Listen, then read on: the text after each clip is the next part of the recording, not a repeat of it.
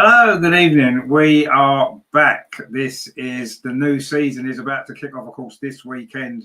We can't do a show tomorrow. Well, a couple of reasons why. Andreas obviously travelling over to London for the game. I've got a race I'm doing tomorrow evening, so we thought we'd do it on Thursday this time. Sorry to confuse everybody, but the new season is back.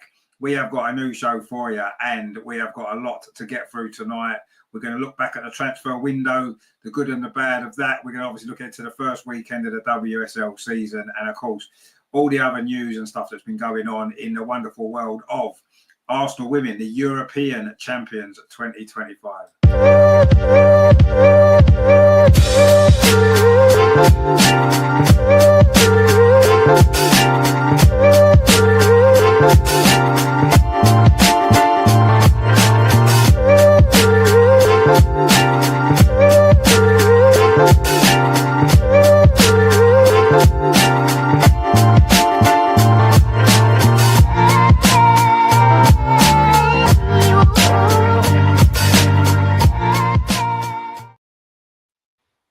So, of course, we can't have the Richard Andreas show without Andreas, and Andreas is with us as well. How are you doing, my friend? Good to see you. It's been a long time. Yeah, good evening, everybody. Hello, Richard. I'm glad to be back and looking forward to an exciting season. And I think we have a lot to discuss, even today, when the season has not yet started. But, it will be exciting. And today is the deadline day for the transfer window. And, news are popping up every minute now. So it's going to be a great season, I'm sure.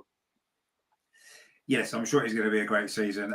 We've got some of our regular friends with us. Greg, of course, who's become not only a regular on the show in the chat, he's also become a regular on Andreas's vlogs as well, of course, last season, which was great stuff. He says, hello, Richard Andreas, and all in the chat. He says, great you're back. It is great to be back. A very disappointing transfer window. Well, we'll talk about the transfer window in a minute, how disappointing we think it is. Matthew's with us as well. He says, good day, Richard Andreas. How you doing, my friend? Good to see you. Ag says, hello, England, Sweden, Colin. How are you doing? Good to see you back again. Hopefully we'll see the regular people back as well this season. I know we've had obviously a long break. It's not a bad summer with the Euros as well. Obviously, England Lionesses retaining that trophy. And, of course, we go back to the end of last season. Of course, Arsenal women becoming European champions. Well, what a good few months it's been since the end of last season, hasn't it? It's incredible stuff. But, of course, there's only one place we really want to start. It's, before the season starts, you always get the transfer window. It's always fun. And we're going to look back on what's happened so far, because, of course, it is the deadline day, as we said.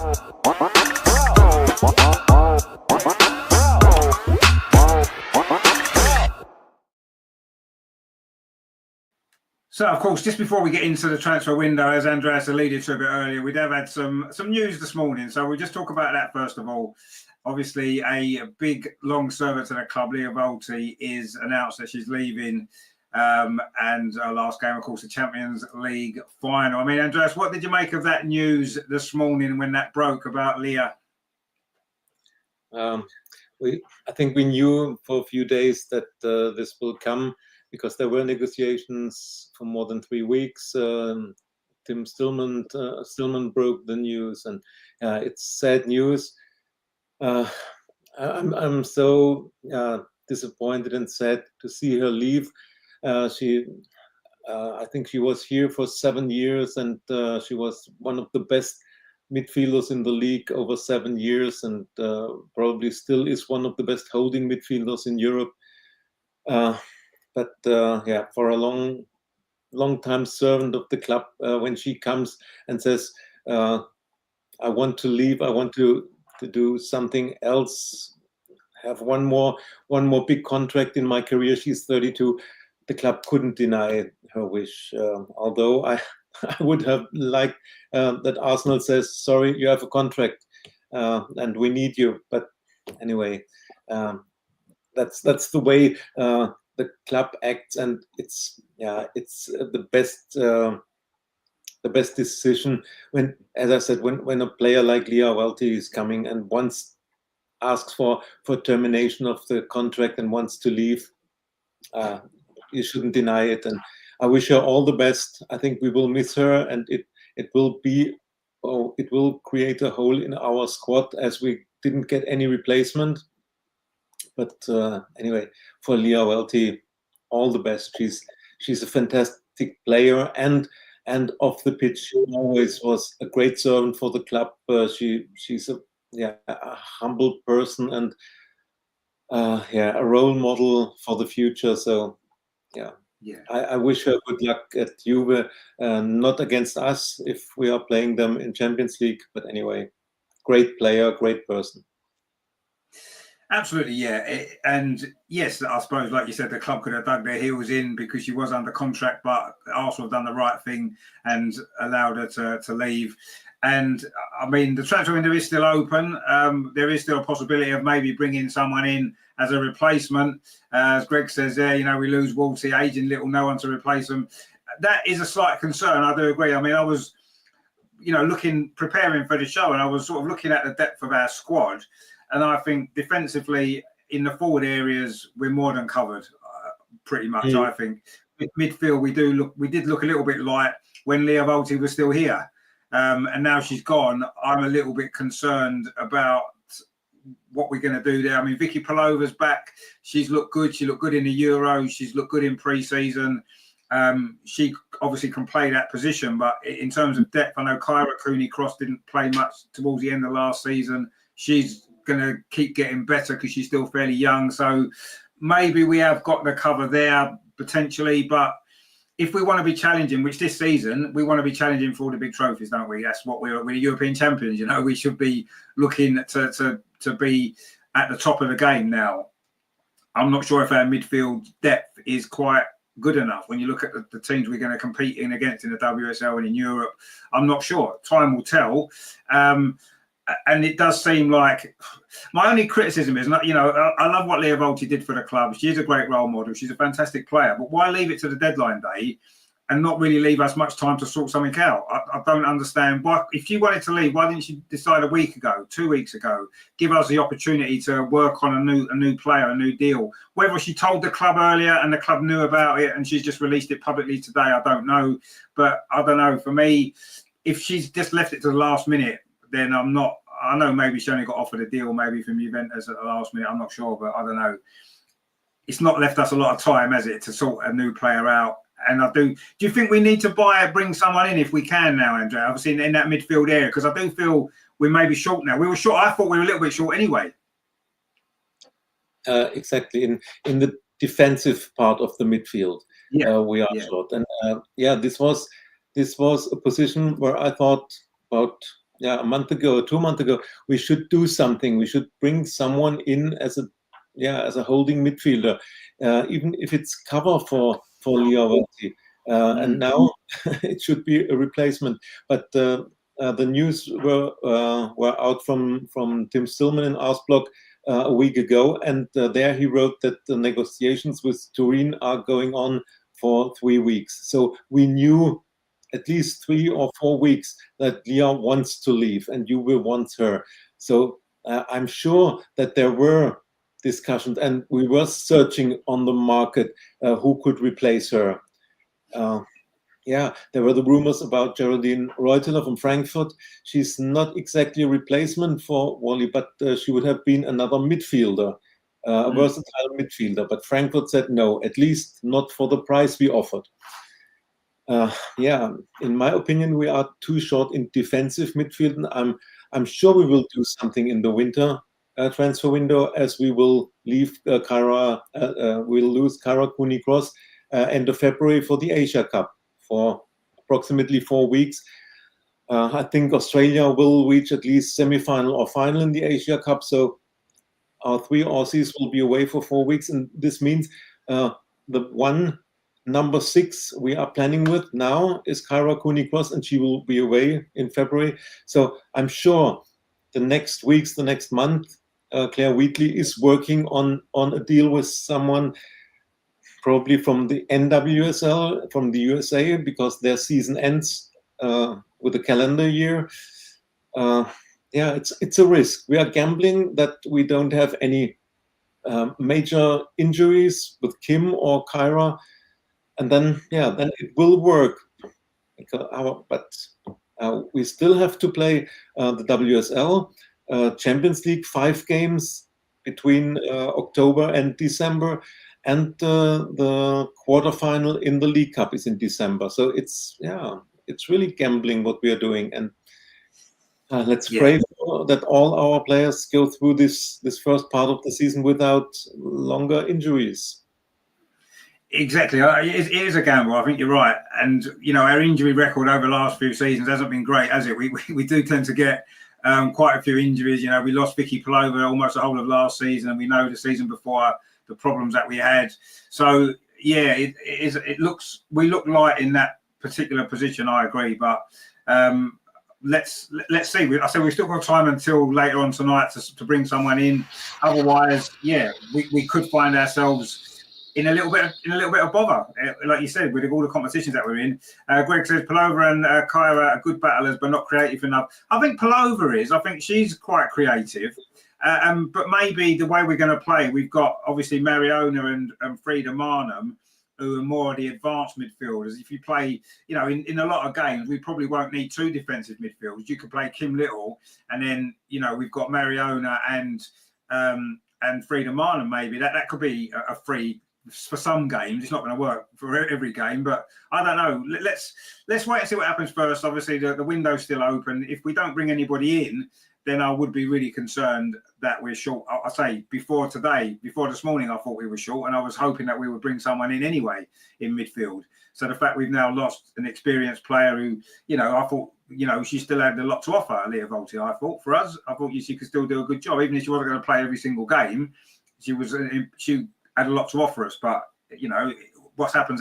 She's good. She's going, as we said, good luck to her. But we need to look at this now, and we need to think: how have we got enough to, at least until the January window opens? Have we got enough to get us to that point without? The season won't be finished in January, but we could be out of everything if things don't go very well. So it's a massively important time, and are we underprepared for it? I don't know. Matthew.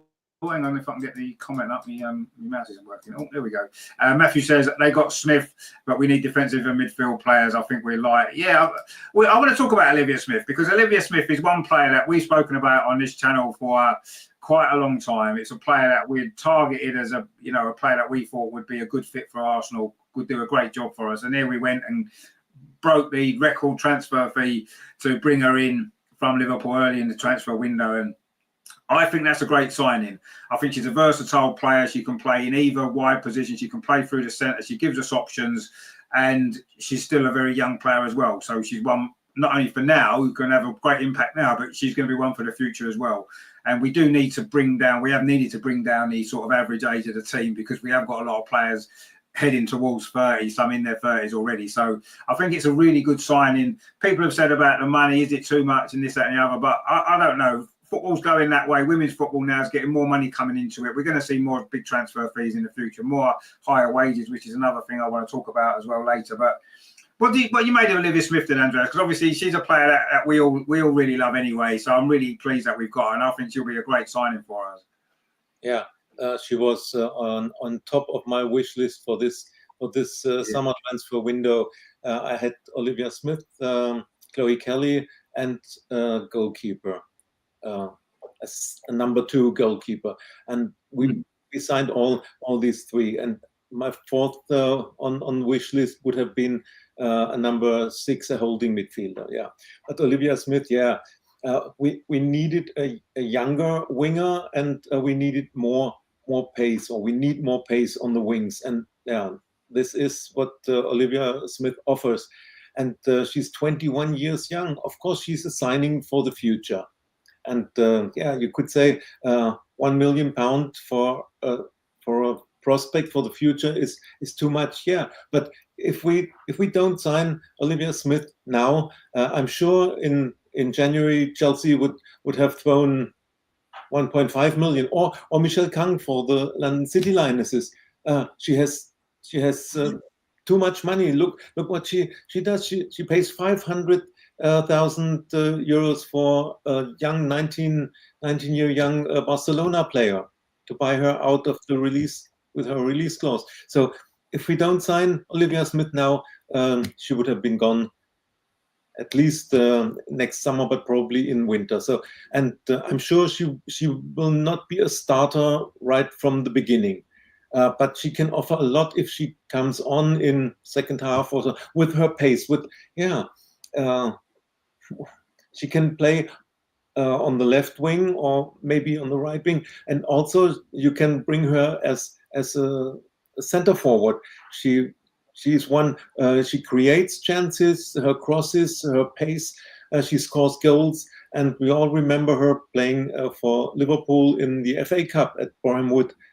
She had Katie McCabe in her pocket. She was the best player on the pitch. So I think it's a very, very good signing. And forget about the money. This is the ill development of football.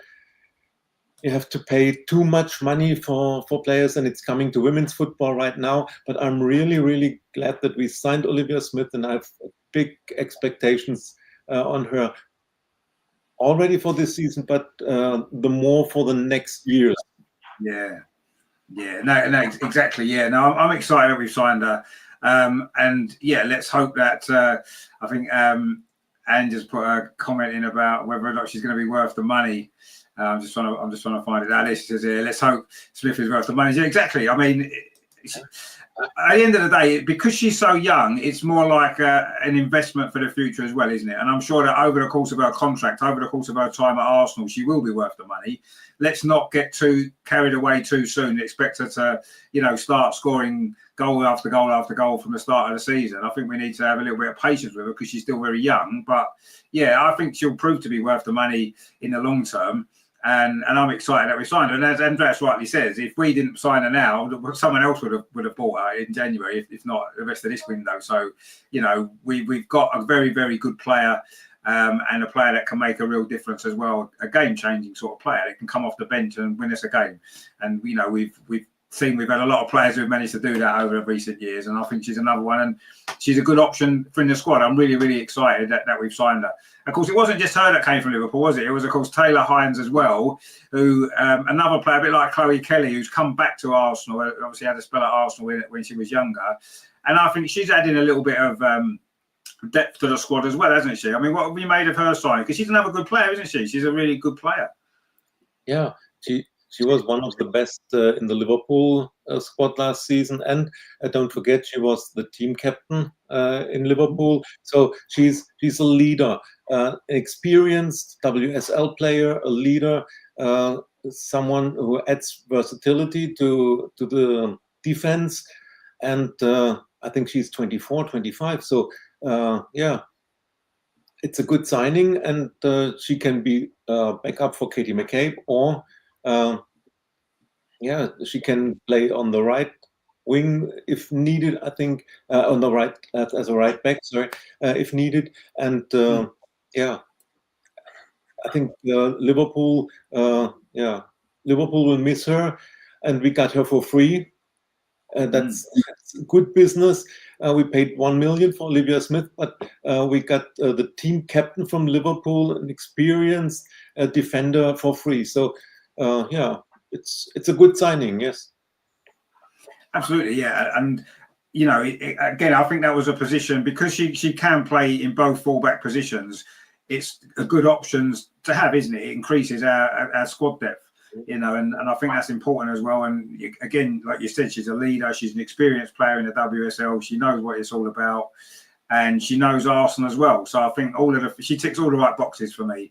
And again, Liverpool have had a good record against us in the last couple of years. They've beat us a couple of times. So to be taking two of their better players, I think it's been a good window for us in that sense. But I'm not convinced it's quite enough. The goalkeeper, you're right, we needed another goalkeeper. I know Greg's put in there about Zinsberger still being here. She is still being here, but you've got to wonder, haven't you, whether or not she's going to play now very much. We've obviously signed it's Borgia, isn't it, from Wolfsburg. As you imagine, she's the backup for Daphne van Domselaar, you'd imagine so. So where does that leave Manu Zinsberger this season? I don't think she's going to play much, personally. I don't think she'll play in the Champions League. I don't think she'll play in the WSL. Will she play in the Continental Cup? Maybe. I don't know. But I'm surprised she hasn't left. Maybe she'll leave before the end of the window today. But I mean, can you see her playing much this season with the goalkeepers that we've got now? Because I don't think she's going to really feature much, is she? No, I don't think so. I mean, Daphne is clear number one, and we saw it at the end of last season when Daphne was injured and not fit, and yeah, I think she got painkillers to play against Lyon and Barcelona. This shows how much she's valued from Renee and the staff. So Daphne will be number one. And the question is Anneke Borbe the new number two, or is it Manu? I expected Manu to leave because she's still, I think, 29. So for a goalkeeper, she has her peak years coming, and she could be number one in a mid-table team or in another league. But well, she decided to stay, and I think Manu knows her role. She knows that she won't be number one, and yeah, maybe she's competing with Anneke Borbe for the number two position, and one of them will get minutes in the Continental Cup in the quarterfinal, or in January then when FA Cup starts. Maybe we have two opponents in the Champions League from weaker leagues, weaker countries. They will get minutes there, but normally, as I think, Manu is only number three goalkeeper in the future, because I don't know what you know about Anneke Borbe. She came from Werder Bremen to Wolfsburg. She was one of the biggest prospects in Germany. Everybody said this is maybe a coming national keeper, and then in Wolfsburg she was number three. Merle Froms, the former German number one, was number one goalkeeper in Wolfsburg, and in the last season during the winter break, in their training camp, the manager said Borbe made such a good development. She's my new number one, and she played 14 games in the second part of last season as number one in Wolfsburg, and Merle Froms was benched. So she must be a good keeper if she's able to bench someone like Froms. And I read an interview with Borbe when she said she doesn't want to step back, and she will only go to or play for a club where she has the chance to be number one. And so this shows her confidence, self-confidence. And of course, she comes to Arsenal and knows that Daphne van Domselaar is the number one, but she comes with a will to compete for number one spot, and not to sit in the stands as number three and see Manu Zinsberger as number two. So it will be interesting.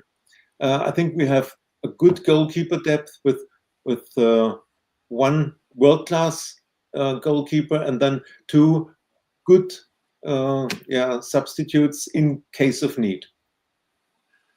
Yeah, I think that's we're in a good situation here now. I think we were all a bit worried last season when it was, like you rightly said, at the end of the season when Daphne couldn't play in them couple of league games and we conceded a lot of goals. And yes, it wasn't just down to Manu, I suppose, but she was a part of that. And we looked a lot more solid defensively when Daphne played. So I think that told us all. And I think we've been saying again on the channel, I'm sure the club listened to us, because everything we mention seems to get done. We said we needed another goalkeeper. We've got another goalkeeper. We said we needed Olivia Smith. We've got Olivia Smith. Last summer we said we needed Daphne van Domselaar. We got Daphne van Domselaar. So they do listen to us, I'm sure. But at least we've got that sort of problem area, if you like, sorted out. And I'm pretty sure that she'll play. And maybe Manu's going to be kept around because of her personality and because of what she brings off the pitch to the squad. And maybe that wouldn't be a bad thing, as long as she's not playing too often, because it worries the hell out of us when she plays. If she's going to be around to, for the good of the kind of the bonding of the squad and all that kind of stuff, then that's fair enough. You know what I mean? Like you said, she knows her role. She knows she's not going to play very much this season, I'm sure. That was the role she had last season, wasn't it? Basically, she was filling in whenever Daphne couldn't play, or just for the odd game in the cups and stuff. So yeah, I don't know. We'll see. But yeah, I'm glad we've finally got another goalkeeper, because we definitely needed one. LG's River said, he says, happy that we added depth in positions and signed Olivia Smith, but we haven't improved the squad overall. Our top two positions that were a must for me was DM and left centre back, and we addressed 0 of them. Yeah, I kind of agree with you there. I mean, we spoke about the DM already, obviously, with Leah Volti, and I said we needed someone anyway. Left centre back's an interesting one, because we don't. I mean, I know Steph Catley's been playing there as a left-footed centre back, but she played pretty well last season there, to be fair. But I still don't think that's her strongest position. She's a left back. She's a very good left back. And although she played well as a left centre-back, I don't think that's her natural position. The other options, we've got Leah Cadena, we've got Lotta Ruben-Moy, both right-footed. Obviously, Leah Williamson can play on that left side of the defence, because she's done it for us, she's done it for England. But I don't know, yeah, I kind of agree. I do think maybe a naturally left-sided centre-back would have been a good signing for us, really. But, you know, we've got enough defensive players. We've got enough depth in defence, but yeah, a natural right back to replace Emily Fox, not really. Yes, Taylor Hines can play there, and a naturally left-sided centre back rather than Steph Catley, who's more of a left back. I think, yeah, that is definitely a position that we should have strengthened, and we didn't, or we haven't done so far. But yeah, maybe you're right, and maybe those two areas of the team could be what cost us overall come the end of the season. I don't know. I'm not sure, but. Yeah, I think I agree with you. I do think those two positions should have been strengthened along with what we've done already. We haven't maybe done enough. I must admit, at the end of last season, we won the Champions League, and I'm thinking this is going to be a mad transfer window. We are going to be bringing in all kinds of players. Everyone's going to be jumping up to come and join Arsenal. You know, we've got a new manager. It was our first proper transfer window that she could really bring players in. And I thought it was going to be a really busy window. And it started off pretty well with Taylor Hines and all that coming in, and Olivia Smith and the goalkeeper and all this kind of stuff. And I think, oh, this is going to be a good. And then suddenly it's just gone completely quiet. And it seems like all the club have been focused on is the men's team. We've been bringing in player after player after player in the men's team, spent a lot of money improving that squad. Looks really good.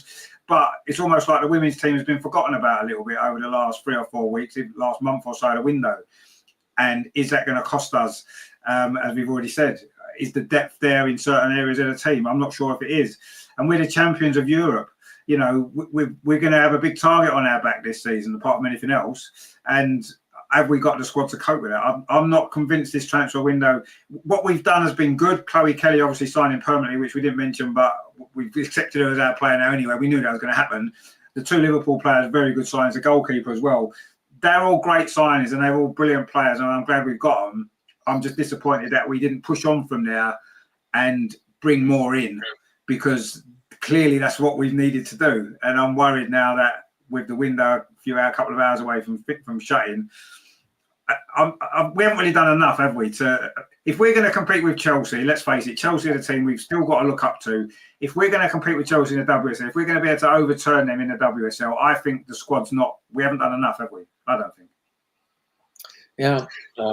What I think is we wasted a bit the chance to be European champions, and to show every player in which we are interested. Come to Arsenal, come to us. We are the reigning European champions. We are playing at the Emirates every game of the WSL in a packed men's stadium or big club stadium, and this chance is a bit wasted.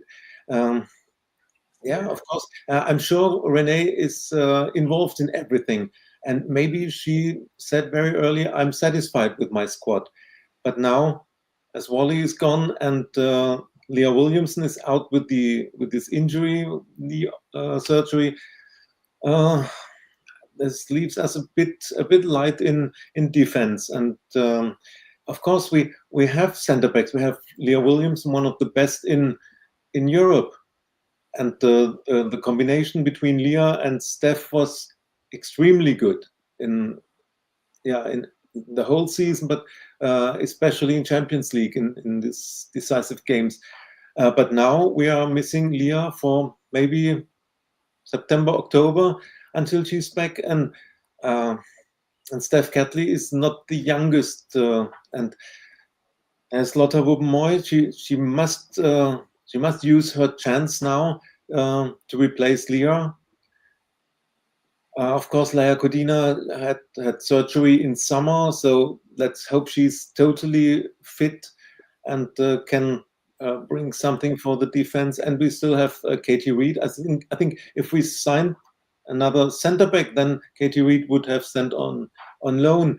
But it's also as in the defensive midfield position, it's also a gamble with the centre back position.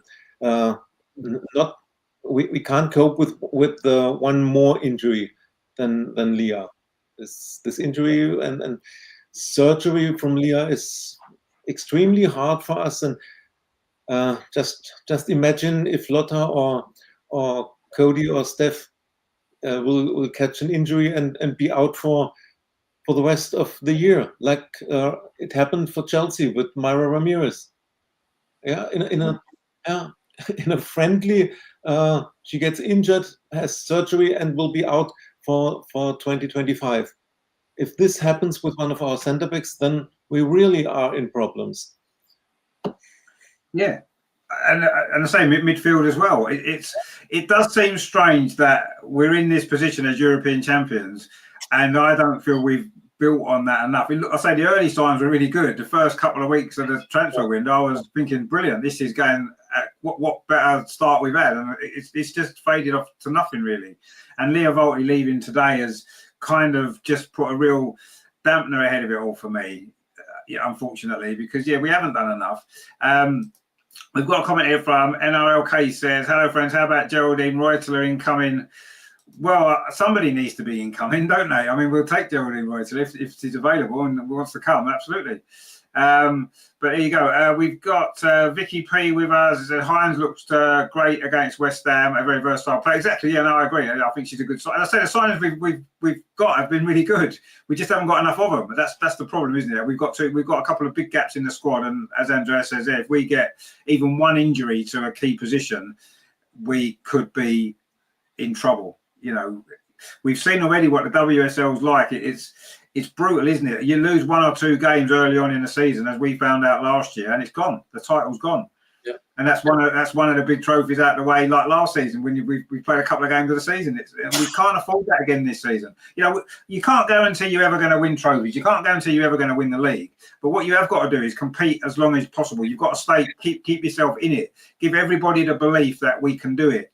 Take it, a couple of years ago, we took it down to the last day of the season. That's what we need to be doing now.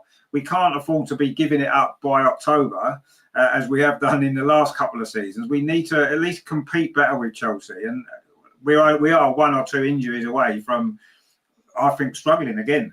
I really do. But let's see. We have got a couple of hours still in the window. I don't think we're going to bring anybody in, if I'm honest now. I think that's it. I think we're done.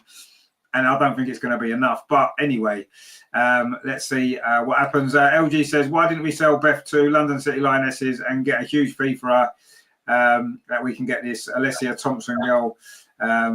Beth's time is up. Well, I don't know. We as a club have this habit of keeping players too long, like Zinsberg. No, we do. I agree. We do have a habit of keeping players for too long. We do tend to get a little bit too sentimental sometimes. I agree with that. Would I have sold Beth? No. I don't know.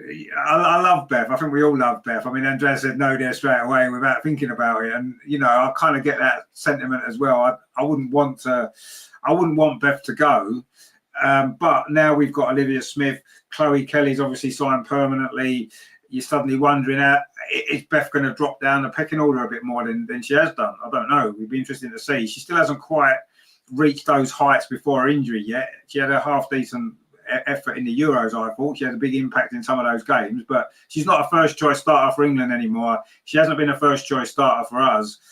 I don't know. I don't want her to leave. I'm kind of glad we didn't sell her to London City, because I think they were becoming a rival of ours anyway. But yeah, I suppose get money for her, buy better players is the aim. That's to grow. That's what you've got to do, isn't it? You've got to sell players, get good money, and improve buy better players in. That's how it grows, isn't it? But I don't know. We'll have to see. What happens. Greg says Chelsea City United have strengthened. We haven't. I think we're in for a hard season. I mean, I think City and United probably needed to strengthen after the seasons they had last season. Chelsea, we know what they're going to do. We had quite a settled team last season, and that was what stood us in good stead. My concern is the depth of the squad and injuries. I don't think we've got enough cover. And yes, City, Chelsea, United now have looked really good, don't they? The squads that they've got, the business that they've done. I mean, Federico Rolfo going to Man U, that's an incredible signing. From Barcelona have sold a few players. She was at Bayern Munich, wasn't she? Sorry, but that's another good signing into the WSL, but it strengthens one of our opponents. So yeah, I'm a little bit concerned. I must admit, I'm not sure it's going to be a hard season, but I think we're short. Ag says, I think WSL will be very strong. Lots of teams stepping up. No, I agree. I think it will be a good season. But we want it to be a good season for Arsenal, don't we? We want us to win the league, and I'm not sure if we're quite ready yet. But we'll see. Greg says, when Liverpool played at the Emirates, Smith went missing. She didn't play as well in that game, I agree. But then Liverpool didn't as a team, did they? We absolutely played so well that day and beat them comfortably. And that happens sometimes, you know. I'm sure when she's playing for us, we're not going to be turned over to that extent in a game, are we? So, I don't know. She didn't have a good game that day, I agree, but she was brilliant in the cup game. Greg says, we've added depth to the squad, but haven't improved it. Yeah, well, we've added what we've added. I won't say we've added strength. I think we've added quality to the squad without improving the depth is what we've done. And that was an issue before, and it's an issue now. We've brought in some great players, but yeah, not enough. You're absolutely right. Errol says Smith went missing in the WSL game. Yeah, that's exactly. The WSL game was at the Emirates, wasn't it? The FA Cup game was at Meadow Park, wasn't it? That's when she played really well. But yeah, I mean, it is what it is. I'm sure she'll have more good games for us than she doesn't.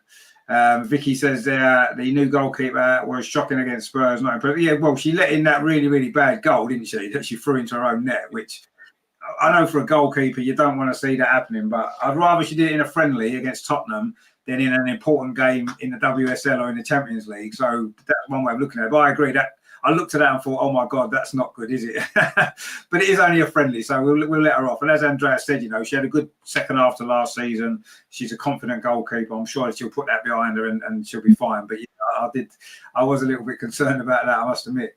Yeah, Matthew says the same. The new goalkeeper's debut wasn't the best. No, it wasn't. But you know, it's a friendly. Let's not worry about that too much. Let's wait until we get going and see what happens in the season. She won't play that much in the league, I wouldn't have thought anyway.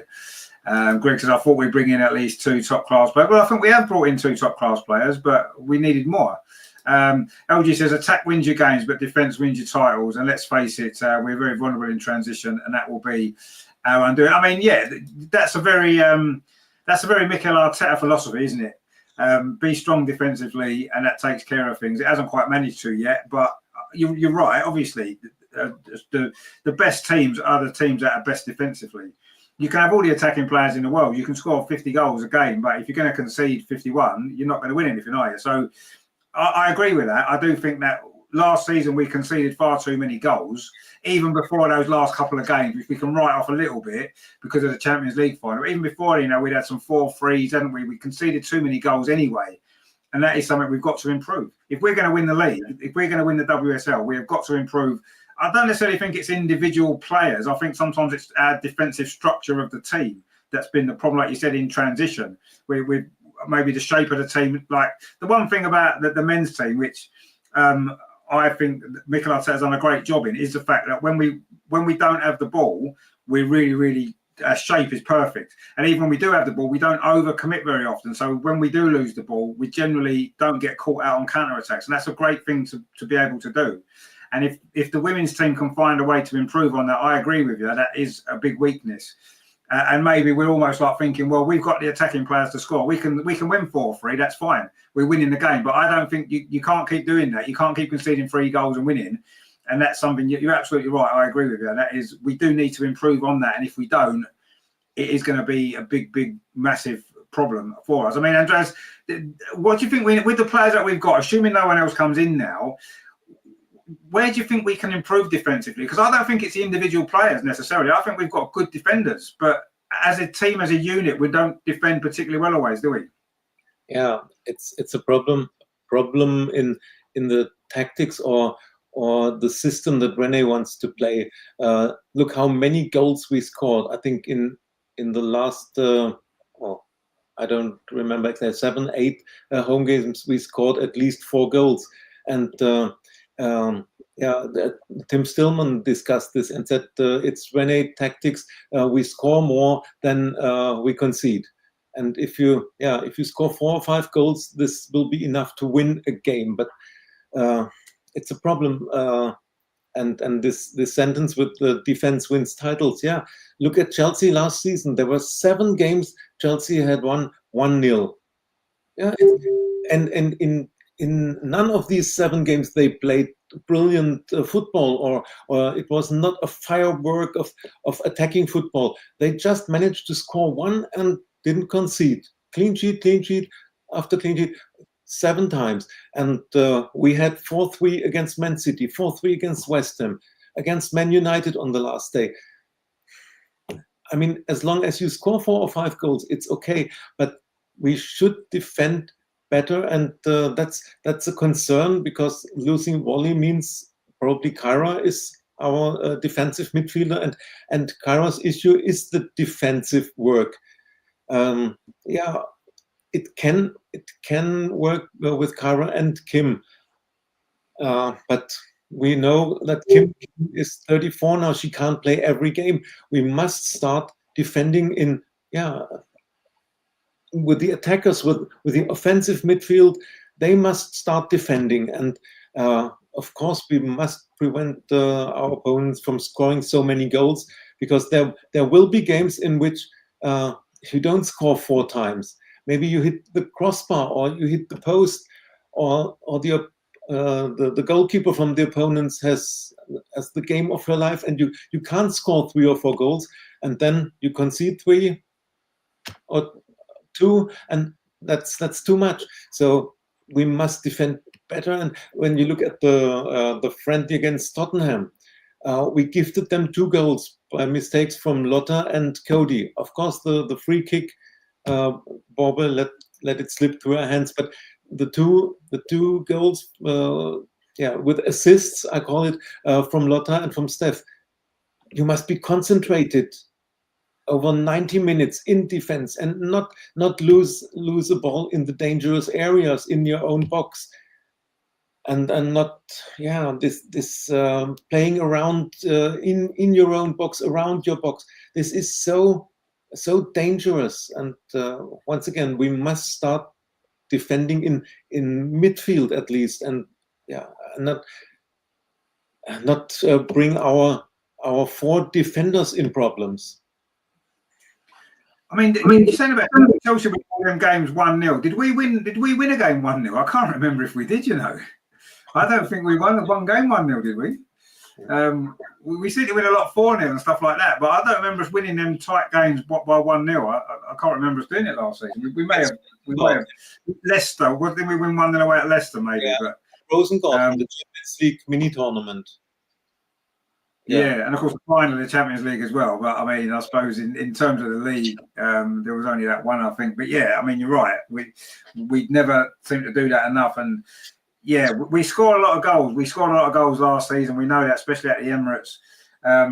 But you can't keep relying on that. You cannot keep relying, because it doesn't always happen. You're not always going to, as you said, you're not always going to score 3, 4, 5 goals. You're not. So keeping clean sheets is absolutely vital if you're going to win league titles and stuff like that. There's no question. So, I mean, looking at Champions League, quarter-final, semi-final, we conceded too many goals. We got away with it. We got through. And when we had to defend for our lives in the final, we were able to do it. But that was because we set up our team for that one game in a certain way to win that one game. Whereas when we play in the league games in particular, because we generally have more possession of the ball and we're taking the game forward, we don't necessarily always think about the defensive side of the game too much. I don't think enough. But at the end of the day, we didn't have a bad season, did we? We finished second in the league, won the Champions League. So we obviously we were doing a lot right last season. But yeah, if we want to be the best, if we want to win the league title, which is I think should be the main aim for this season, we will need to improve defensively. Absolutely, we will. And that's something that Renee and the coaching staff has got to work on. Because I don't think it's an individual problem. I think it's a team problem. Yeah, maybe a tactical problem. Maybe that's what it is, as opposed to, yeah, individuals make mistakes. Of course they do, and that can cost you goals. But I don't think that's our biggest issue. I don't think individually our defenders are bad at all. I think they're all very, very, very good players. It's just sometimes they're exposed too much by the shape of the team. But, you know, it's been exciting to watch. Let's put it that way. Winning 4-3 is quite fun, isn't it? But as we said, we're probably not going to win the league winning 4-3 every week. Well, if we won it 4-3 every week, we would. But that's not going to happen, is it? Let's be honest. LG said, instead of having 3 small technical midfielders, we need an Herberdorf type at the base of midfield. Oh,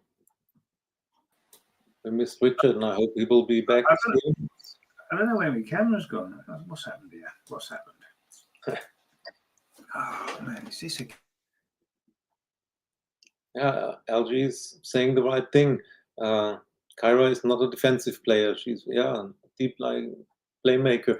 And yeah, that's what I said. I think Kyra needs a player like Kim Little at her side, because she has defensive issues. But the other side is, Kyra knows that this is a very important season for her, and it's her chance to be a starter in a top team, and she must grab her chance. And I hope she worked during summer on her defensive issues.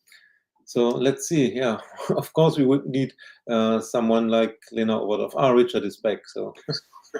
I don't know what happened there. Sorry, my camera just decided to pack up for no reason. But no, I mean, yeah, Carl's not a defensive player, absolutely not. And yeah, we know that is a problem. But yeah, let's see how it goes. We shall see. Ag says there, with the Nordic duo of Stina and Frida, we'll be fine. Well, both of them have done okay, let's be honest. But yeah, I don't know. We need more. LG says Liverpool away was a 1-0 win, only for Mariona to miss out. Oh yeah, that was when she missed a penalty, wasn't it? Away down at Liverpool, yeah. LG says I agree with Greg. Lotta is not good enough. I'm not the biggest Lotta fan. She's only good when you bring her on to see how to go. I don't know. I mean, she was our player of the season, not the season just gone, the season before. Last season, she had a lot of injuries. She was in and out of the team, and she's had issues in the past with concentration and stuff. But I think that's a little bit harsh on Lotta, if I'm honest. I do think she's a very good player, and I think given a run of games consecutively, she's fine. I think her problem is when she plays a couple of games and she's out of the team for a few games, comes back in for a couple of games. I think she needs that rhythm. When she played regularly 2 seasons ago, she was brilliant. She cut out most of those silly mistakes. Her concentration was better. And I thought that to me is when you get the best out of Lotta, by playing her regularly. And is she going to play regularly this coming season? If she's fit, I don't know. But if she's in and out of the team, we won't see the best of Lotta, I don't think. But I think you're a little bit harsh there. I actually like Lotta. I think she's a very good player, and I want to see more of her this season. I mean, Andreas, do you think that's a little bit harsh on Lotta? I know you're a big fan. Yeah, I'm a fan of her, and I agree. She needs minutes. She needs regular game time.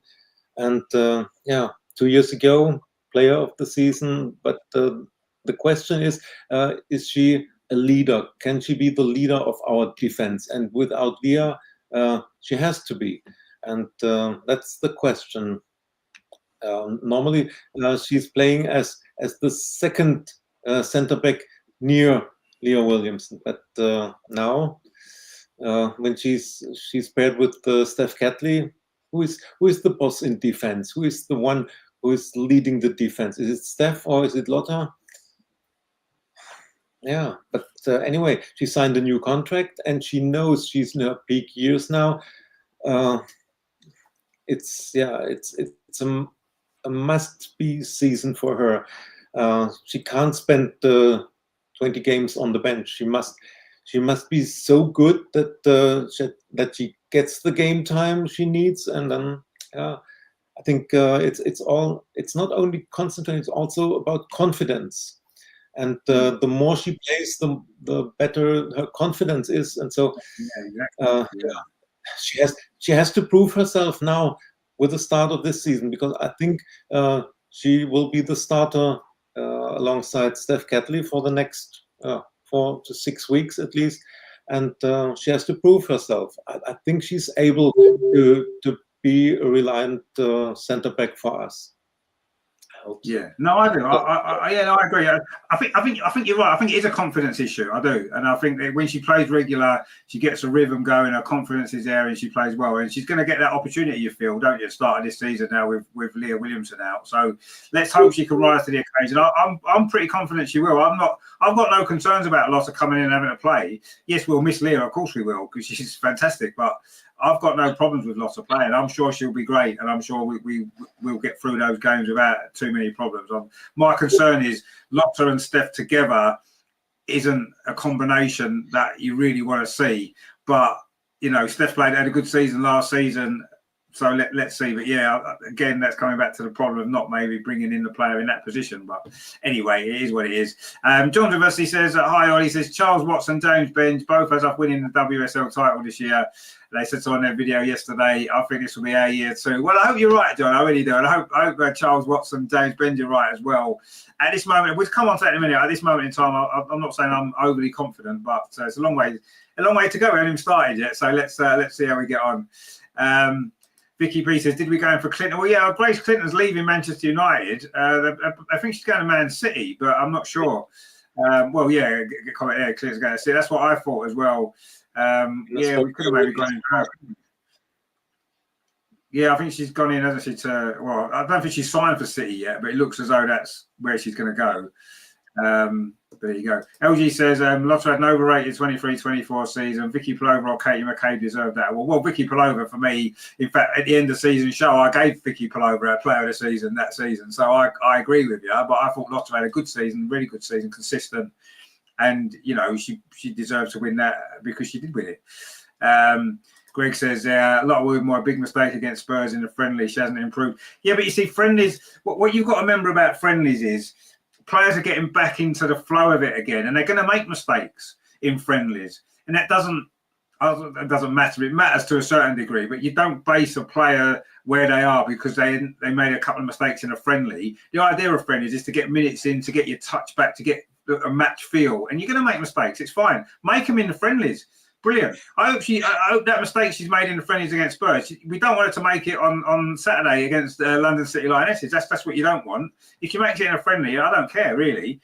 She's going to learn from that hopefully, and it's just a matter of getting back into the rhythm of playing again. So I'm not worried about that, and I think she has improved. And I don't think she makes those mistakes as regularly as she once did.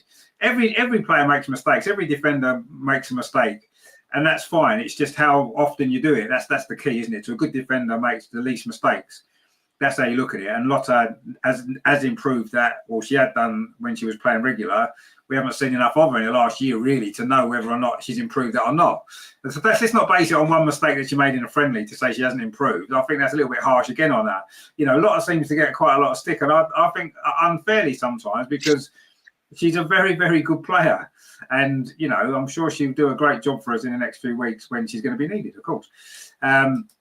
Egg says, why shipping the girl who was a success in the Euros to Brighton? Yeah, I mean, obviously, Michelle Adjemang, probably because she wouldn't get the minutes at Arsenal at the moment. I think that's the reason. We've got Stina and we've got Leslie Russo.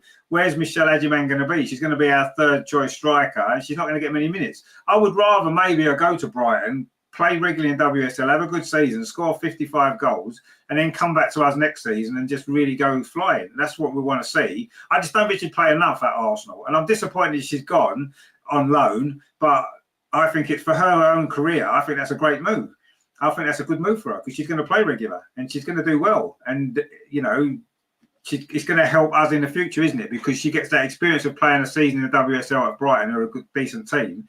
Then she's going to come back to us the season after and she'll be ready to go, won't she? She'll be ready for the WSL. So I don't think it's a bad thing. And I think as well it's going to improve her England chances because she'll be playing regular football. She won't be playing regular at Arsenal. She just wouldn't. So I'm disappointed, but I understand it from her perspective and it's a good move for her and for us long term, I think. I mean, Andreas, you're obviously disappointed that she's gone on loan, but I think it was inevitable that was going to happen really, wasn't it, with the players we've got in her position? Exactly, I totally agree. I mean, after the Euros, everybody would have been happy to have Michelle Agimang in their squad, and yeah, it's very good. She has a long-term contract with us, but yeah, for us, Alessia Russo is the starter for number 9 position, and Stina Blackstenius is the one who's coming in second half to bring an impact, and yeah, she's totally. With different strengths, etc. And Michelle would have been the number 3 in this pecking order. And so I totally understand that she needs minutes. Probably she wants to play, and there will have been discussions between Michelle and the management or the coaching staff, and it's the best for her development. I mean, with Nikita Paris leaving Brighton, they need a number 9, and as far as I've seen, she grabbed the number 9 shirt there. So this is a statement too. I think she will get a lot of minutes there, and hopefully she will shine. And yeah, then for the future, for next season, she's coming back to us. I'm totally convinced. I think Stina will leave next summer, and then it's the pair, Alessia Russo and Michelle Agimang, for our future. For her development, it's the best, and for Arsenal, it's also a good move that she gets minutes, and she's under contract with us, so we haven't lost her. It's probably the best decision. Yeah.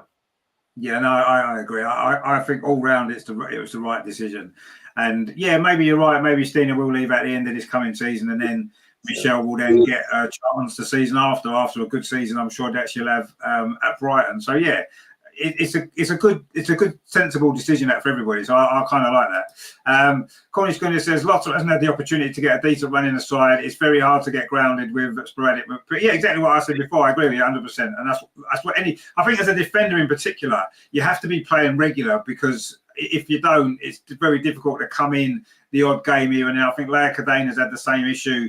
She hasn't played regular, and it's difficult as a defender in particular. I think other positions you can maybe get away with it a little bit more. In defence, you make a mistake and you're exposed straight away, aren't you?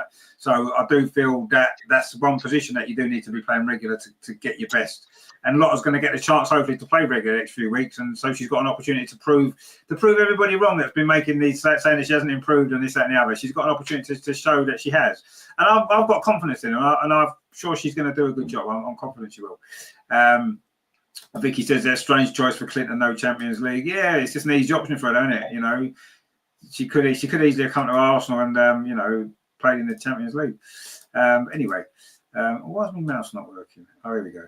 Yeah, very strange. Yeah, it is a little bit strange, but it's up to her, isn't it? LG says the fact that the club knew we will go away at Man City without Leah. What's up with my mouse today? It's not playing ball here at all. I can't get it to stop. Leah and not strengthening defences. Yeah, no, you're right. We should have strengthened. We know that. We should have strengthened midfield. We should have strengthened in defence, and we haven't. But anyway.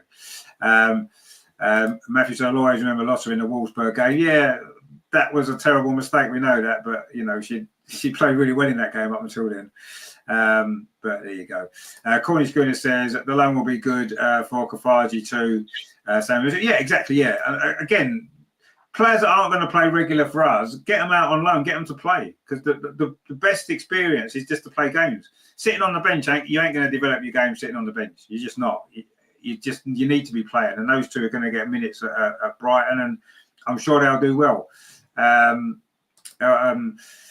LOK says, I rather think now Rosa should have stayed because Leah has gone. No, I think it's the right choice. I do think it's the right choice. But can't help now. Better go for Geraldine. Well, maybe we'll see. There's still time. Greg says she scored a couple of goals, but when she had to lead the line when Russo was taken off, she was lost. She isn't developed. But I kind of get where you're coming from there. I mean, I thought she played really well in all the games. When she had to play as the target player, if you like, and when she was sort of playing off Leslie, I thought she played well. Considering her age and the number of games that she's played, you can't really be quite hard to criticise her. And she's going to develop her game, and she will. And that's what this next season's about, isn't it? And I'm sure she'll get massive benefit. Ag says, I hope Stina's coming home to us in long. No, she's not. She's not going anywhere. She's staying where she is. But she probably will leave at some point. LG says, Agent Rose and Michelle will score braces against it. Well, let's hope so. Yeah, that'd be good, wouldn't it? Hopefully they will score a few against Chelsea. And you know, I'm sure they'll both do well. Let's wish them all the best, and yeah, they'll come back stronger for it, I'm sure. And we'll benefit in the long run, won't we? And that's what loans are about, aren't they? It's about developing players, and it's about them then coming in and strengthening your team when you get them back. That's the whole point of the loan system, isn't it? So, yeah, I've got no issues with that. I'm hoping that they both do well, and I'm sure they will. Now, of course, the transfer window is still open, but I don't think too much is going to happen. But something that is happening this very weekend is the start of the new season. Wow, it seems to have taken ages. The last league game last season against Man United seems like it was about 4 years ago. It seems so much has happened since then with Champions League and the Euros and everything else. But we are back on Saturday, and it's a biggie.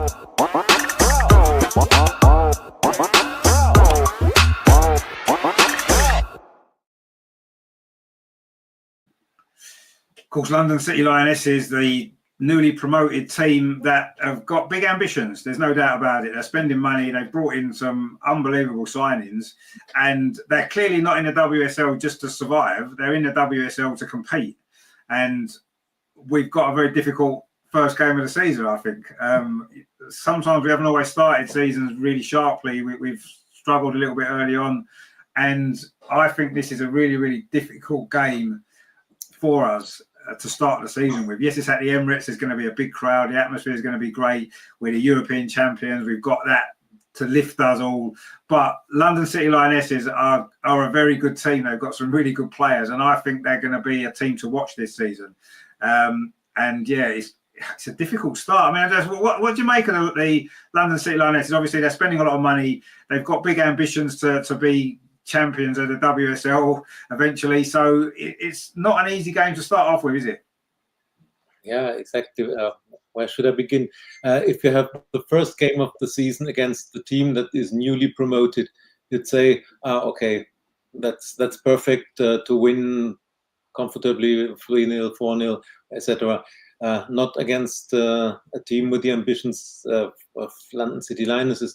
But I prefer to play them in the first match week and not in November or December when all the newly arrived players will gel together, and they need time.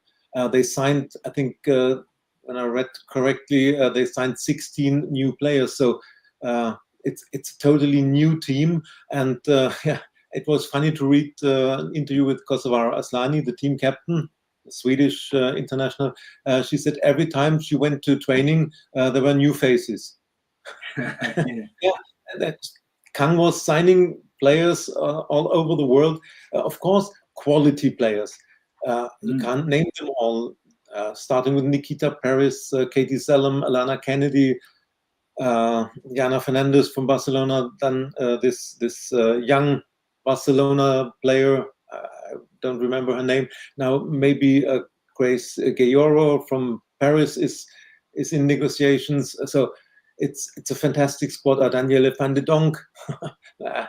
It's only Saki Kumagai and Kosovare Asllani and the number 9, the striker Goodwin from last season. But the rest is new.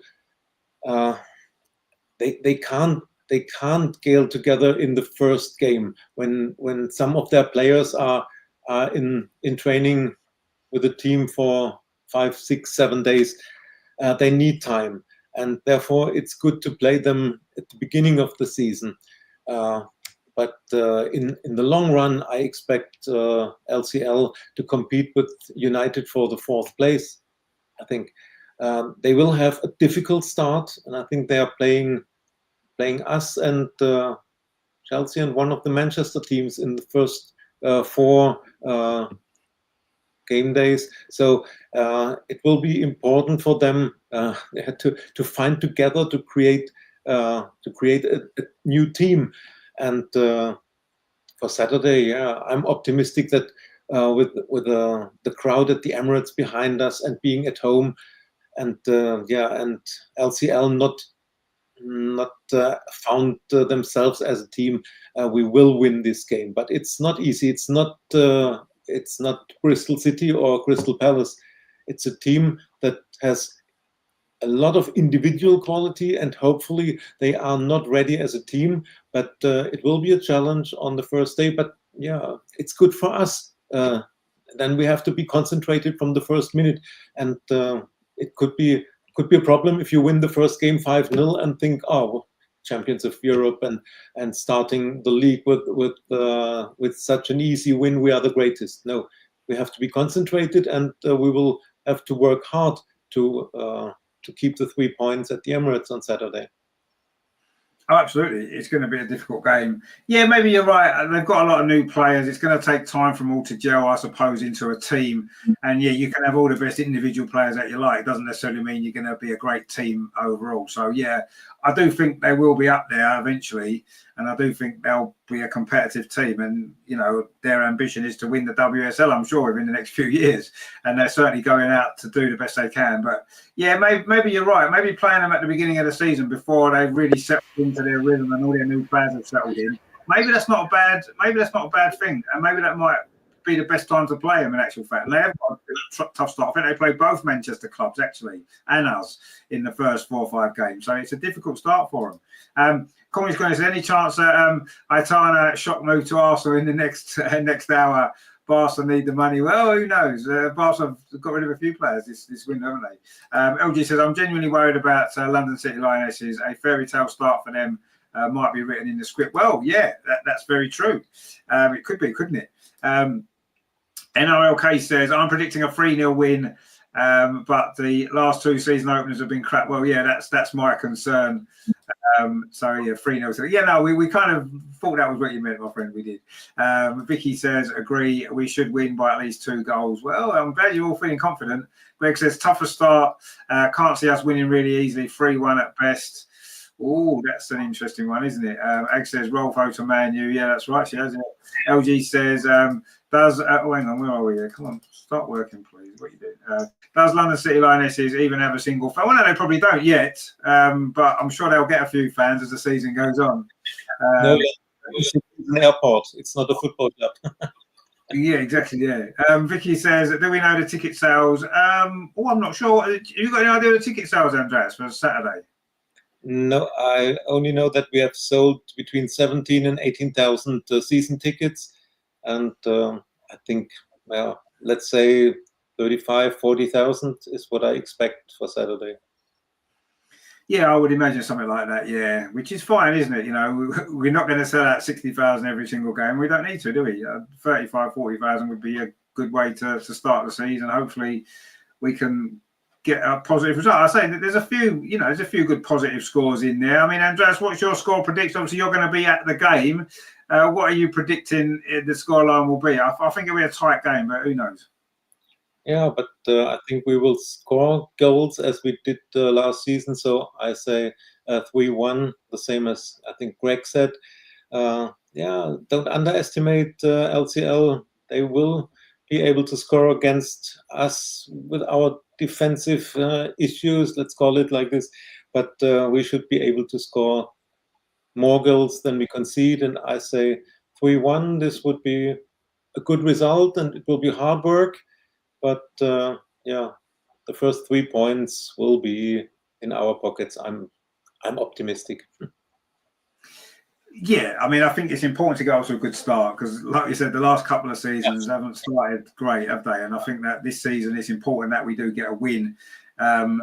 You know, on paper, you'd look at it and say, well, at home to a newly promoted team, you'd be odds on that we'd win, European champions and stuff. But London City Lionesses aren't just any promoted team, as we've said. They've got experienced players, they've got world-class players in their team, so it's going to be tough. But yeah, I think we'll win. I do think we will win ultimately, but I think it'll be quite a difficult game.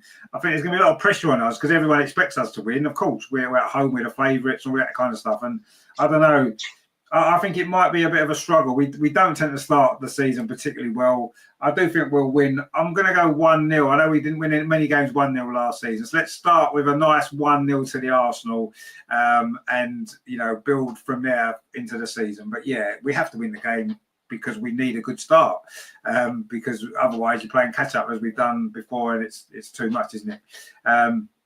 You said we haven't won our opening game of the season in the last 2 seasons. That exactly.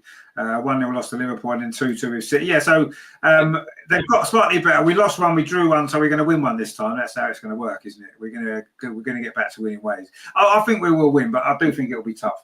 I've been looking through some of the other games, and let's give some score predictions. Obviously, the big one tomorrow, the kick-off for the season, Chelsea against Man City. What a game to start the season with.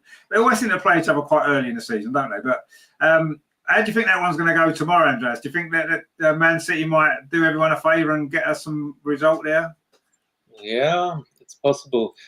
Chelsea has a lot of injuries to struggle with now. They lost Mauro Ramirez, and I think it will be a difficult start for Chelsea at Stamford Bridge. It's not their normal home. They are used to play at Kings Meadow, and City has strengthened. They played a bad second half of the season because of an injury crisis, and now they have their key players back. Alex Greenwood, Lauren Hemp. They had integrated Sidney Lohmann from Bayern Munich. Bunny Shaw is back. There's with Miedema, of course. So I think they can hurt Chelsea, and I expect a draw, say 2-2, Chelsea to Man City 2. Well, LG agrees with you. He's gone 2-2 as well. Look at that. There you go. Greg's gone 2-1 to City. Well, that'd be good. I quite like that if it is. I would quite like Chelsea to lose an early game. Not that we beat them on the first game a few years ago. It didn't stop them winning the league. But the more points Chelsea drop, the better it is for everybody. But yeah, I kind of think a draw seems the right result in that game, doesn't it? I think that's a good result for us because it means they both drop points, and they are both going to be one of our rivals. There's no doubt. So yeah, I think a draw, maybe 1-1, 2-2, something like that. That would be pretty good. So I'll take that. But yeah, I think Man City have got a good chance. Like you said, Chelsea have got a few injuries. City look as strong as they can be. So yeah, let's see what happens. That'll be quite good. Obviously, a big game on Sunday, Brighton against Aston Villa. Obviously, Michelle Adjeman's going to score about 5 goals in this game, all on her own. So Brighton will probably win pretty comfortably, although Aston Villa aren't a bad side. No, I think it'll be tight. I do think Brighton will probably win. I'll probably go 2-1 to Brighton, I think, against Aston Villa, with Michelle scoring at least one of them. Andreas, what do you think about that one? Yeah, I think Brighton will win. It's an interesting game because two teams that are midfielders in the table, and I'm very interested about Ellie Roebuck at Villa. Will she be the starting goalkeeper, and if she starts, in what condition? I mean, I just read her story in, I think it was The Athletic, or where she wrote about her stroke and how difficult it was to come back. She's the first player to have a comeback in football after a stroke, and I wish her well. It will be an interesting game of two teams who could compete for 5th, 6th place. So yeah, I think Brighton will win, let's say 1-0, as you said, 2-1. So yeah, I think it'll be a tight game. I think Brighton will just edge that one, and I'm sure Michelle will score, and we'll be cheering for her, of course. There's a derby as well, Liverpool against Everton to start the season. That's an unusual game to have at opening day, isn't it? Could be quite interesting. I know Liverpool have obviously we've bought 2 of their best players. They've made a couple of signings as well. Everton. I don't know, they're a funny team, Everton. I always feel they should do better than what they do with some of the players that they've got. They seem to not quite manage to get it together, do they? But I don't know, it's a derby. Liverpool will be favourites, but I don't know, I quite fancy maybe a draw in that one. What do you think, Andreas, for that, the Liverpool-Everton game? Liverpool lost their best players, and they signed Gareth Taylor as manager, so they weakened themselves. Because I don't rate him very much, and I think had a good transfer window. Normally Liverpool are the favourites in this Merseyside derby, but I think Everton always did a good job in these derbies. So 0-0 or 1-0 to Everton. Yeah, so I think maybe a draw in that one. Greg's gone Villa to beat Brighton. Really? Okay, well, fair enough. I don't know. I mean, Villa are a good side, but there you go. LK says, when I see Everton women, I see their homes guards. Hasn't one of them left though? I'm sure one of them left this summer, didn't they? One of them has. Anyway, yeah, they always. They were always playing together, weren't they? I think the next game is probably a foregone conclusion. You'd imagine Manchester United at home to Leicester. You'd imagine Man U should win that one fairly comfortably. Looking at the fixtures, I think Man U will probably end the weekend top of the league by having the biggest win. I fancy them to win maybe 3 or 4-0 or something like that in that game. But who knows? You know, the first game can be quite tricky. But yeah, I think they should win that easily, shouldn't they, Man U? Do you think? Yeah, and I think Leicester is a team who is struggling to stay in the WSL. Of course, they are lucky if they finish 12th, then they have the relegation against the third of the WSL too. But Leicester is one of the weakest sides in this season. So if you look at the squad, and I think United, well, if they compete for the Champions League spots, we will see. But they won their mini tournament, Champions League qualifiers, and I'd say 4-0 for United. Yeah, I could see them winning quite comfortably in that game, and yeah, I say they could have well out in the weekend, top of the league, unless we produce a brilliant big win against London, I suppose. But and of course, there's another derby as well. Spurs against West Ham is the other game of the weekend. Spurs obviously looked good against us, didn't they, in the friendly? And they've got a new manager, they've got some new players. West Ham they struggled last season. I can see them struggling again. I think Spurs will probably win that game, maybe 2-0, something like that, 2 or 3-0, maybe 3-1, something like that. I would imagine Spurs should beat West Ham, shouldn't they? Spurs have a new manager, and we saw they are playing new tactics, this attacking and forechecking, etc. This is new, and let's see whether it works. West Ham had a good second half of the season. They nearly got a draw at Meadow Park, and I think they got points against City.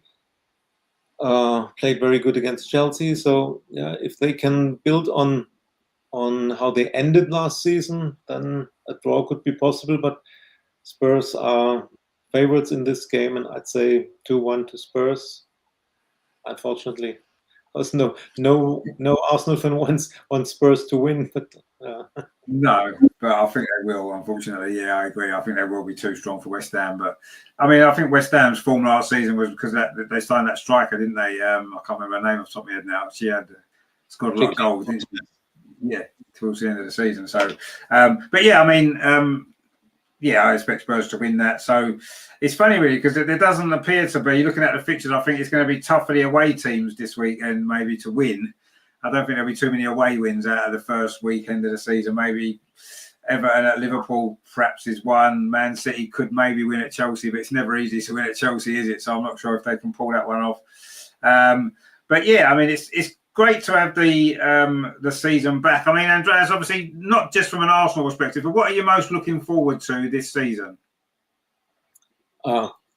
It's another season after Euros triumph. So I hope that the attendance in the stadiums will rise, and a lot of new supporters will come to the stadiums, and hopefully many games will be played in the big stadiums. So and I expect a very competitive league and season.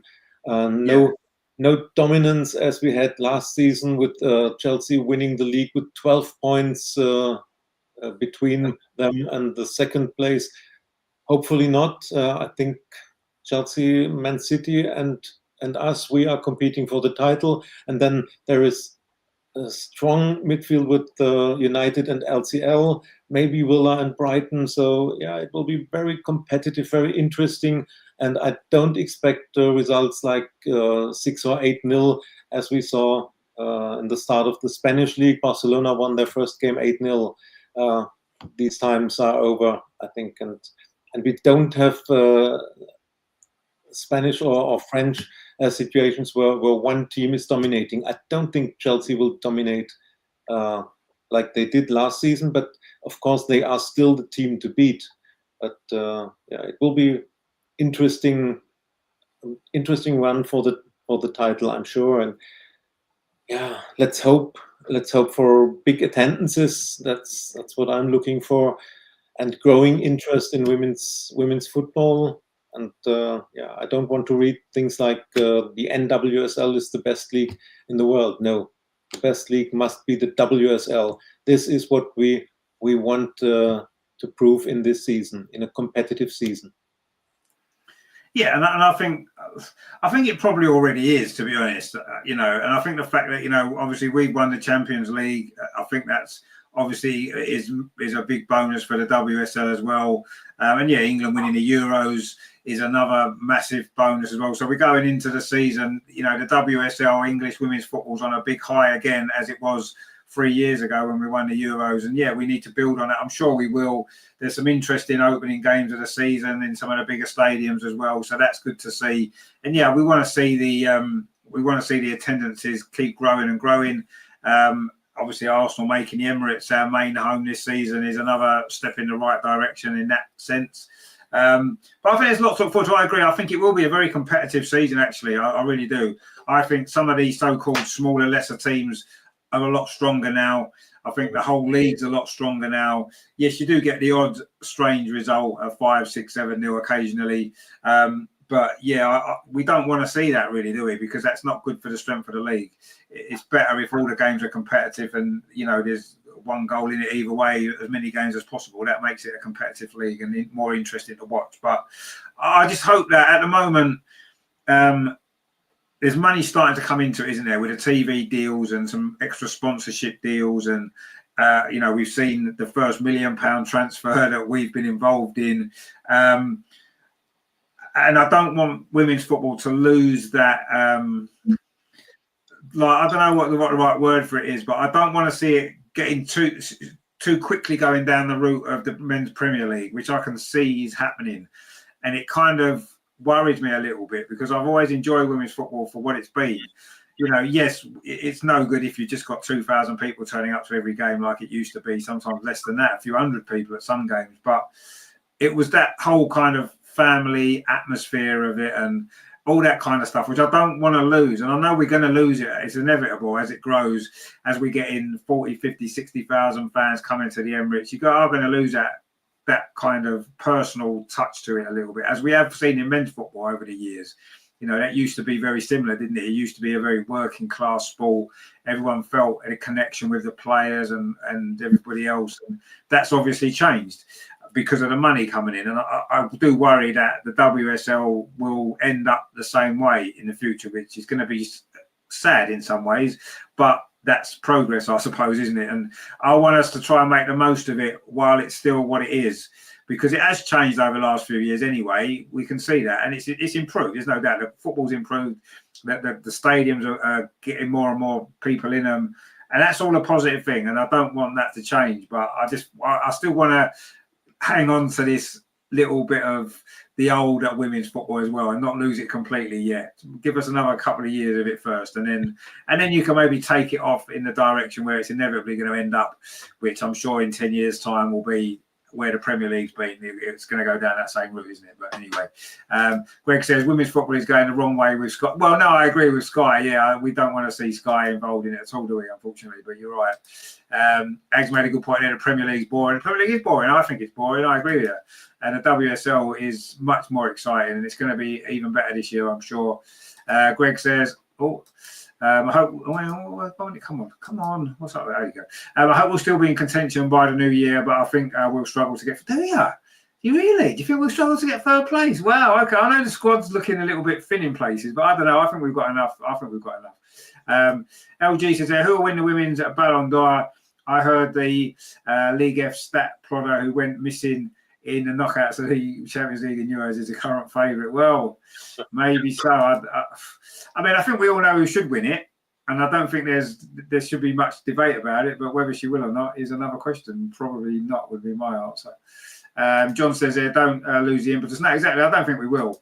LG says money has ruined men's football. It might ruin women. Yeah, it might ruin women's football. That's my worry. That is my biggest worry, that it will ruin it. I don't see how it can't, because unfortunately the people at the very top are very greedy, and they just want to make more and more and more money, and they care less and less and less about how the money gets there, and they care less and less about all the people that's grown the sport.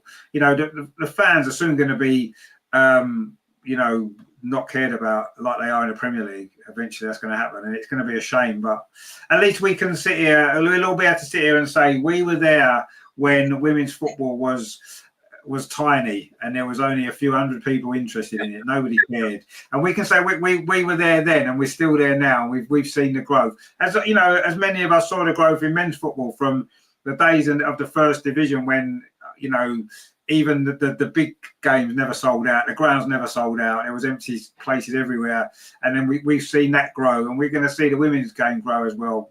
So not necessarily always a positive, I agree. But anyway, there we go. Let's hope it takes a bit of a time. Vicky says Mariona has a good chance, but she did not have the best Euros. No, she didn't. That's true.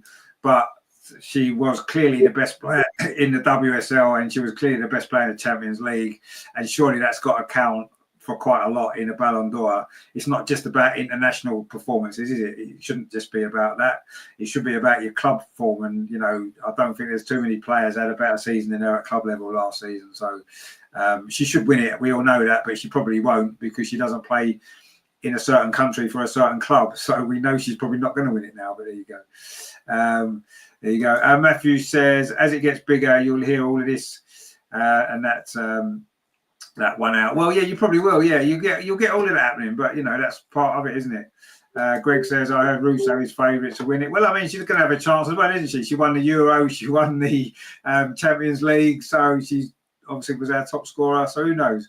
Matthew says, "Are more rolling around on the ground?" Yeah, I'm sure all that will come in. That's what worries me. Ag says, "Owners that destroy football." Yeah, they do. Absolutely, you're right. I'm looking forward to this season. Let's be positive. No, exactly. I'm looking forward to it as well. Greg says, "Get to the games while it's still affordable before it gets overpriced like the men's game." Yeah, absolutely. That is exactly what's going to happen, isn't it? The price have gone up now, haven't they? Anyway, for this coming season, and it's, you know, now the Emirates is the main home. The prices are going to go up again. We know they are, and you're right. You know, we need to make the most of it while it is still affordable, because we will get priced out of it, I'm sure, as we have in the Premier League. You're right. So yeah, that's important. It is an important point. But if the game's going to grow, if there's going to be more money in it, ticket prices never really going to go up, aren't they? It's just the way it is, unfortunately. LG says, let's face it, Russo might win it because of her insane PR, and it'll rattle a lot of people. Well, it'd be nice if she did win it. It'd be nice if one of our players won it, wouldn't it? You know, we did win the Champions League after all, and that tends to be what's won it in the past. It's usually a player that's done well in the Champions League. So let's hope so. Ag says, thank you, Richard Andreas. Good night. And yourself, we'll probably see you Saturday for the game. NOK says, Leg F is a farmers league. Exactly, I agree with you 100%. Of course it is. We had an 8-0 win, didn't we, the other day, as Andreas said. That's ridiculous. But yeah, I mean, I'm looking forward to the season. I think it's going to be a great season. Are we going to have as much success as last season? No, I'm not sure. I think it's going to be tough. We know it's going to be tough, but I think winning the Champions League has given us some sort of belief in the team now that we maybe didn't have before. And I think that could prove to be quite important in some of the big games coming up. You know, we've shown we can beat the best the way that we played that one game. If we can be quite flexible tactically, set our game up for the opposition when we're playing against Chelsea and teams like that, Man City, Man United. And if we can set our team up right for those individual games, win them or get points in them games, and then obviously do the business against the weaker teams, as we have done generally anyway, we'll have a chance, won't we? We'll have a chance. But yeah, we know the squad is lacking a little bit of depth, and we've got to pray that we don't get too many injuries and hope for the best in that sense. But I think it's going to be an exciting season. I mean, Andreas, obviously you're looking forward to the season. Of course you are. We all are. But do you think that Arsenal can follow up this Champions League and do something special again this season coming? I mean, we are competing in 5 competitions with this Women's Champions Cup in January. So yeah, we should win trophies. And for me, the most important one is the WSL. Yes. of course, it was fantastic to win the Champions League, and I will never forget this weekend in Lisbon and these moments after the final whistle in Lisbon. This unforgettable, yeah, fantastic. But you can't say we go into a season and want to win the Champions League. There's so much hurdles there, but the daily business is the WSL, and I want Arsenal to win the WSL. And the second most important is the FA Cup. I was now at Wembley for 3 FA Cup finals in a row, and I want my team to be at Wembley when I'm there. So this would be the second in my list. But let's see. I think we will compete with Chelsea and Man City for the WSL title. And as you said, you can't say we are winning the WSL, but we must be competitive until the very end. I don't want to have thrown away the title end of October like last year and say, oh, let's look for qualification for the Champions League, and if we finish third, then that would be great. No, that would not be great. I want to compete for the title, and from all the 5 competitions we are playing in, I want to win the WSL really desperately.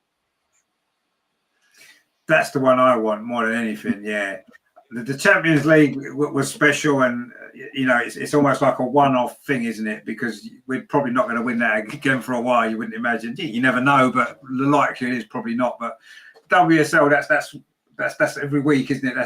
That's your league games. They're the games.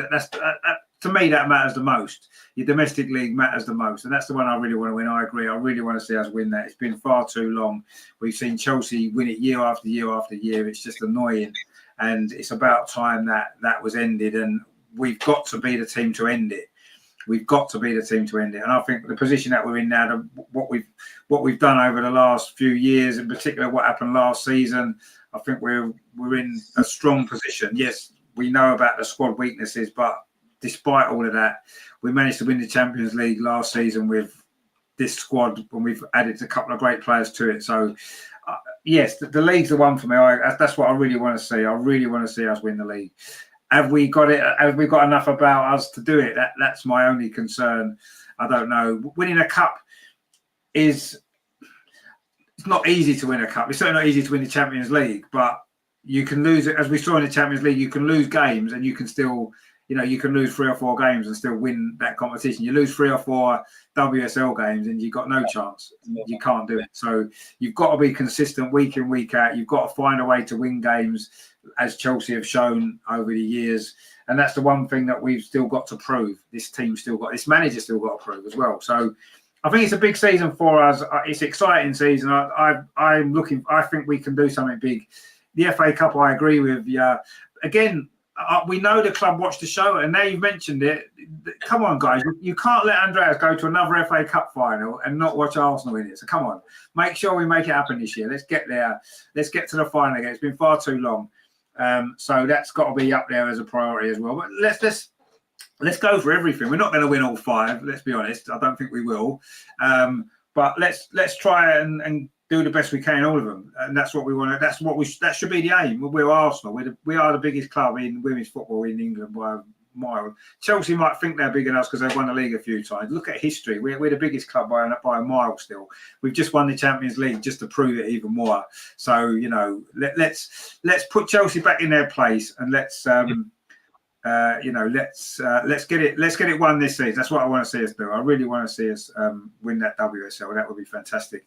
What a way to follow up the Champions League by winning. Well, I mean, Renee, Christ, I think if we win the WSL this season, having won the Champions League last season, I think Renee should have a statue outside the Emirates straight away. That should be done, no question, because that will be an incredible achievement, wouldn't it? So yeah, let's do it. Let's get that done. That would be fantastic, wouldn't it? And let's hope for the best. Greg says minimum of getting at least 2 cup finals. Yeah, 2 cup finals would be great. It's still the league for me though. I'd like to reach 2 cup finals. I'd like to reach more than 2 cup finals, but the league is where it's at, isn't it? That the best team wins the league. You don't have to be the best team. You don't even have to be the best team to win the Champions League. All you have to do is find a way to get through those group games and get through the knockouts. And we managed to do that last season. And we had a brilliant game in the final. But you don't have to be the best team to win a cup. You do have to be the best team to win the league. And that's what we should aim to do. Absolutely, we should aim to do that. John says there, WSL is harder to win because it's a season of fixtures. No, exactly, of course it is. Yeah, that's what I'm saying. The best team wins the league. Absolutely, the best team wins the league. And as much as it pains us to say it, Chelsea have been the best team for the last 4 or 5 years because they've won the league. We can't argue with that. We're still a bigger club, better club than them, but they've been the better team. And that's the way it is. So, yeah, 6, it is 6. You're right. Sorry. Yeah, it is 6. That's how many times it is. It doesn't seem that many, does it? But it is. Because, of course, the COVID one that they won that they shouldn't have won. But anyway, that's another matter. But there you go. And also said, do you think Slovenia is favourites? Jan Oblak is favourite to keep a clean sheet more for his club than his country. Oh, okay. I don't know what you meant about it. Anyway, LG says, I think we will only win the Champions Cup. At least it will be silver. Well, I mean, if we win, that'd be good. It's the first time we've been in it, so that'd be nice, won't it? So let's try and win everything. That's what I say. I don't really care. Let's win as many trophies as we can. But yes, the WSL is the main one. If we can win that, then I'll be very, very happy. Regardless of what happens, we can get knocked out of everything else. I don't care if we win the WSL, that's fine.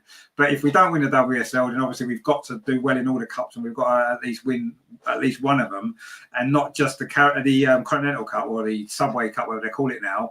That would be great, but that wouldn't be enough on its own now, would it? It was all right a couple of years ago when that was all we were winning. Now we've won the Champions League. We have to follow that up, don't we? Anything's going to be a disappointment if we don't. So let's do it, and I'm sure we will. We've got the manager, we've got the team. Greg says with the squad, we've got Renee has got to prove she's outstanding. Exactly, that's what I mean. She can follow up that Champions League with winning the WSL. Well, that's it for me. She might as well retire because you can't really top that, can you? But let's see. We've got the first game to get away first. Sorry, we are late because we're nearly finished. But anyway, never mind. 170 goes says, big up Andreas. Another one's late. Look, what's going on? Why is everyone late? It's nearly finished now. It's like 9 o'clock. FWCC is equivalent of men's FIFA and yeah, exactly. That's what that's just what we're talking about there, wasn't it? Yeah, I mean, we're going to win it, aren't we? Of course we are. We're going to win everything. So don't worry about it. Corey says, it is Renee's first full season. Technically, yes, you're right. It is her first full season. And if you remember, Arsene Wenger's first full season, he won the double. So, maybe Renee's got to beat that. Maybe she can go for a treble in her first full season. That'd be good, wouldn't it? But we'll see. But look, at the end of the day, it's an exciting time. And it all kicks off. Well, it all kicks off tomorrow, technically, when Chelsea play Man City. We're not bothered about that. We're more bothered about Saturday, 1:30 kickoff at the Emirates. London City Lionesses are the visitors, and the champions of Europe will be getting our WSL season off and running, hopefully with a good performance and a victory, and kick things off and get the season up and running. At least we haven't had to go for all them ridiculous qualifiers this year, which is a bonus as well, isn't it? So yeah, let's see what happens and let's enjoy it. Let's sit back. We're going to have a lot of highs and lows coming up probably over the next sort of 8 or 9, 10 months between now and the end of the season. But who knows? Last season finished with such a high, and this season hopefully can continue that. And imagine this, May next year, sitting here again on the back of some fantastic victory for Arsenal, whether it's WSL, whether it's Champions League again, whether it's FA Cup, whether it's all of them. Who knows? But we'll be here to enjoy it all with you. And obviously, Andreas will be at the game. I mean, I'm assuming, Andreas, on Saturday, you'll be producing one of your fantastic vlogs for us as well, because we've been missing them over the summer. Yeah, I'll try to make some videos. And I'm always thankful for everyone who watches my vlogs. And of course, I'll be there on Saturday. And for next week, I just saw we are playing on Friday away at West Ham. So we do the show next week on Thursday again, if it's possible. Yeah, we'll do it Thursday again next week. Yeah, unfortunately, again, you see, Arsenal watch this show. I don't think the WSL do, because they always schedule games on a Friday, which is really inconvenient. But anyway, is what it is. So yeah, we'll do the show Thursday next week, and we'll look back, of course, on the London City Lionesses game, the start of the season, We'll preview the West Ham game as well, and any other news that happens to come up in the next week or so. Which the transfer window is still open for another hour or so, hour and a half. So who knows? Maybe we'll be excited about some signings coming in before Saturday's game. We'll see. But there you go. But no, I'm looking forward to the season. It's going to be great. We're looking forward to Andreas's vlogs, of course, because they've been one of the highlights of last season. Actually, they were one of the highlights of last season. There's no doubt. Especially one or two of the big ones. The Champions League one was fantastic. There was the one where obviously when Greg came on, that was a great one. He's been on a couple now. They're always great highlights. Obviously Gunnosaurus making a few appearances as well, which is always good. So yeah, it's been fantastic. So let's look forward to that as well. But yeah, there's lots of great stuff coming up this season. I'll be here on Saturday, of course, for the game, London City Lionesses. It's going to be a good one. So join me for that if you can. And if you are at the game and you see Andreas, say hello to him. Let's maybe try and get on the vlog, because whoever gets on the vlog, he gets a big shout out on the channel as well. So if you want to appear on there, go and meet Andreas, and you'll be able to get on there as well and talk about the game, which would be good. So yeah, lots and lots to look forward to. Andreas, it's been a pleasure to have you back on again. We haven't obviously spoke for a while, so it's been good to see you. Have you enjoyed the show again? Obviously, new season, new ideas, new well. A happy future coming up, isn't it? I think. Yeah, of course. I enjoyed to be in the show, and looking forward to the season. And I feel honored that my name is on the title of the show now. So yeah, it's a great season coming, and yeah, looking forward. Can't wait for Saturday. And yeah, I'm flying tomorrow, and yeah, Emirates is waiting for me, I hope. It will be. They'll have the red carpet out for you, I'm sure, as always. But no, I mean, it's good. And you deserve to have your name on the show, because you contribute so much to it over the last few years. It's great that you're such a big part of it all now. It's what it is. But I'm so looking forward, obviously, to Saturday. Greg says, looking forward to Saturday. Thanks for a great show, entertaining as always. Looking forward to the next one. Indeed, my friend, thank you very much. I don't know, are you there Saturday? Are you, Greg? Are you at the game? Or will you be joining us on the show as well if you're not? So that's going to be good. And NRLK says, thank you, Richard. Andreas, coming you Gunners, indeed. John says, coming 4-0, that'll be good, won't it? Thank you. So yeah, I mean, thanks to all you guys for watching as well. Yeah, I didn't know how many of you would remember us, because we haven't done a show for ages since the end of last season. I thought you might have forgotten about us, but it's good that you haven't. Good to see some familiar names in the chat, and a couple of new names as well. So welcome to everybody. If you are new here, please consider subscribing. We do the best coverage of the Arsenal women's team for you.